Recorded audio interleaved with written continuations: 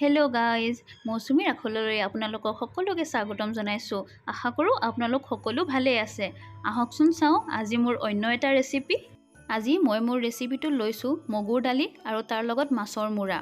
মই ইয়াত ব্যৱহাৰ কৰিছোঁ মগুৰ দালি আধা পোৱা আৰু মাছৰ মূৰা 2টা। এতিয়া প্ৰথমতে মই কেৰাহী এখন বহাই লৈছোঁ আৰু তাতে মগুৰ দালিখিনি অলপমান সময় মই ভাজি ল'ম। মোৰ ইয়াতে এটা বস্তু দেখাবলৈ থাকি গ'ল। মই মগুৰ দালিখিনি প্ৰথমতে ধুই লৈছিলোঁ আৰু পানীখিনি অলপমান সময়ৰ বাবে নিগৰাই ৰাখি দিছিলোঁ। তাৰ পাছতহে মই মগুৰ দালিখিনি এনেদৰে ভাজিছোঁ।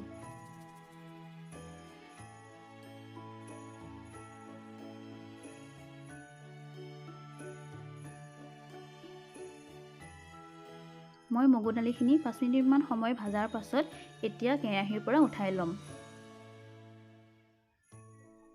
এতিয়া মই সেই একেখন কেৰাহীতে অলপমান মিঠাতেল দিছোঁ। মিঠাতেলটো আপোনালোকে নিজৰ জোখমতে দিব, অলপমান বেছি হ'লেও কোনো কথা নাই। এতিয়া তেল গৰম হোৱাত মই তাতে তেজপাত 2 খিলা দি দিম আৰু পিচি লোৱা আদা নহৰুৰ পেষ্ট 1.5 চামুচ তাতে দি দিম।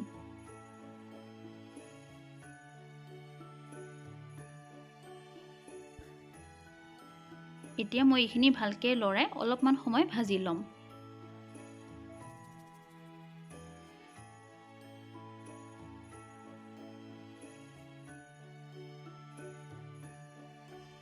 এতিয়া এইখিনি অকণমান সময় ভাজাৰ পাছত তাতে মই 5 ফোৰণ কেইটামানো দি দিছোঁ।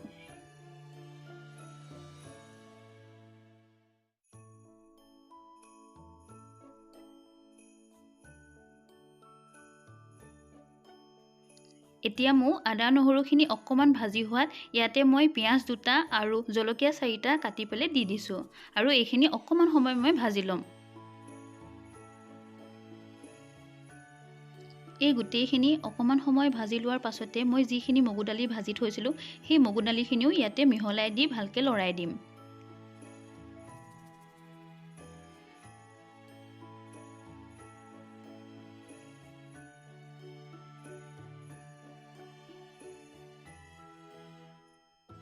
ভালদৰে গোটেইখিনি লৰাই হোৱাৰ পাছত ইয়াত মই জোখমতে হালধি ব্যৱহাৰ কৰিম।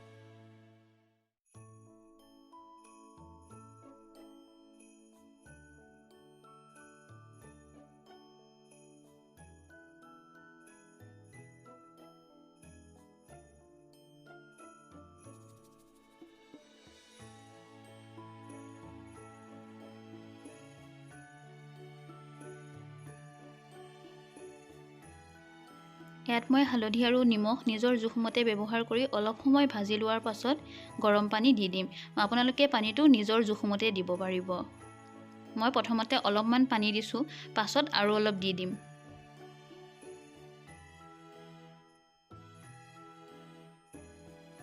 এতিয়া পানীখিনি দি ভালকৈ এবাৰ লৰাই ঢাকন মাৰি দিম।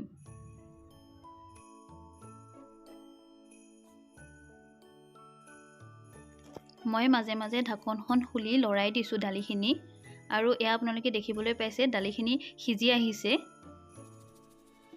এতিয়া আকৌ এবাৰ লৰাই ভালকৈ ঢাকন মাৰি দিম।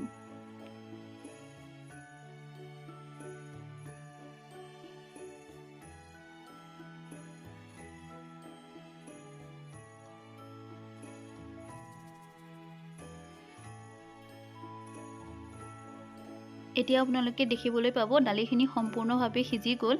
এতিয়া দালিখিনি সিজাত তাতে মই মাছৰ মূৰাখিনি দি দিম।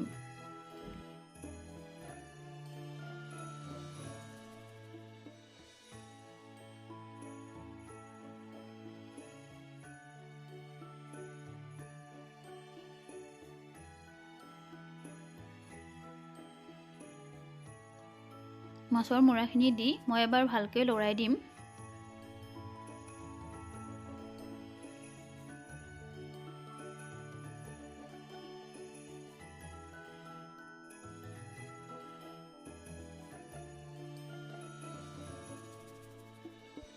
এতিয়া মাছৰ মূৰাখিনি অলপমান সময় সিজাৰ পাছত মই সেইখিনি দালিৰ লগত অলপমান ভাঙি দিছোঁ। কিন্তু মই গোটেইখিনি ভাঙি দিয়া নাই, অলপ অলপহে ভাঙি দিছোঁ। মই ইয়াত অলপমান জলকীয়া গুড়ি ব্যৱহাৰ কৰিছোঁ আৰু অলপমান জিৰা গুড়ি ব্যৱহাৰ কৰিছোঁ। আপোনালোকে ইচ্ছা কৰিলে আৰু বেলেগ ধৰণৰ মছলাও ব্যৱহাৰ কৰিব পাৰে। মই কম মছলাই ভাল পাওঁ, সেইটো কাৰণে মই এনেধৰণে ৰাখিছোঁ। এতিয়া মছলাখিনিৰ সৈতে এবাৰ ভালকৈ লৰাই দিয়াৰ পাছত এইখিনি সম্পূৰ্ণভাৱে হৈ উঠিব। এয়া চব টেক্সচাৰটো কিমান ধুনীয়া আহিছে। আপোনালোকে ঘৰত মাছৰ মূৰা থাকিলে মোৰ এই ৰেচিপিটো এবাৰ ট্ৰাই কৰিবচোন আৰু জনাবলৈ নাপাহৰিব কেনেকুৱা পালে। শেষত মোৰ এই চেনেলটো লাইক, কমেণ্ট, শ্বেয়াৰ আৰু ছাবস্ক্ৰাইব কৰিবলৈ নাপাহৰিব। Thank U.